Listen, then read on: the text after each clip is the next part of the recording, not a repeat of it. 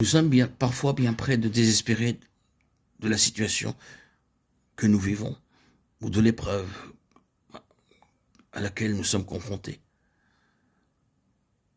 Permettons donc que ce soit pour nous comme un message du Seigneur, dans nos propres vies ou dans le lieu où nous sommes. Il y a parfois de telles difficultés que nous sommes prêts de nous résigner.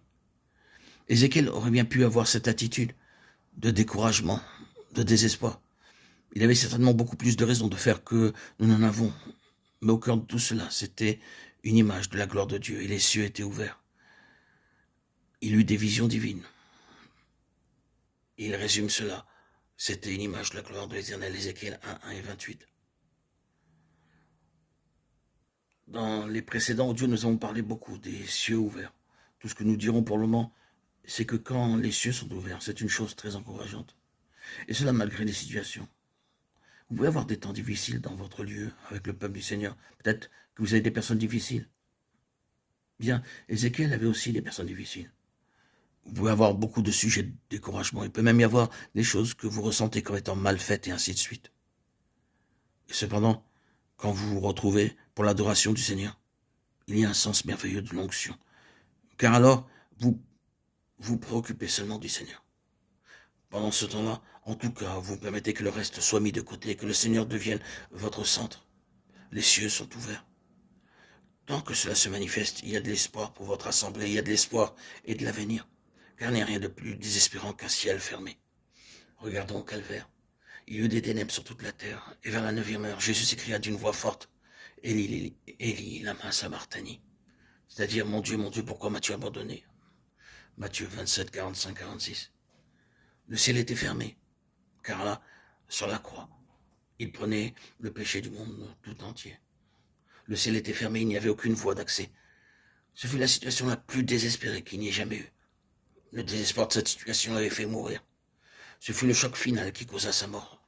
Ce ne furent ni les clous, ni les épines, ni les actions des hommes. Ce fut le brisement du cœur. Parce qu'il avait vécu toute sa vie terrestre avec un libre accès auprès du Père, avec un ciel ouvert. Tous ces jours durant, il avait été en communication avec le ciel, avec le Père. Il n'avait jamais connu jusqu'alors un seul moment de ciel fermé. Alors que tout se terminait, il n'y avait plus aucun accès, aucune réponse, aucune voix qui répondait. Un ciel fermé. C'est désespérant. Si vous et moi, nous avons une quelconque réponse à la prière, le moindre témoignage ou la plus petite indication que le Seigneur ne nous a pas abandonnés, qu'il nous soit donné d'en haut, qu'il descende sur nous, si nous avons quelque chose de cela, alors le ciel est encore ouvert. Et c'est plein d'espoir pour l'avenir. Chérissons le ciel ouvert dans nos temps d'adoration. Beaucoup d'ombres peuvent perdurer, beaucoup de choses difficiles, des situations, comme pour Ézéchiel, peuvent subsister. La perplexité ou les problèmes, les difficultés ou les souffrances. Mais quand nous sommes ensemble et que nous portons notre attention sur le Seigneur, nous sentons sa présence. Ce qui est notre ciel ouvert, et un ciel ouvert est toujours le signe qu'il y a encore de l'espoir, qu'il y a encore un avenir pour la gloire. Que le Seigneur nous préserve de demeurer sans cesse dans cette période de ciel fermé, sans pouvoir dépasser ce stade. Je vis le ciel ouvert, ça signifiait que Dieu n'avait pas encore terminé malgré la situation qui prévalait.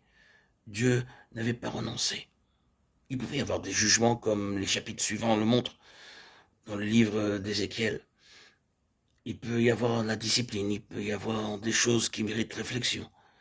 Il peut encore y avoir beaucoup à faire.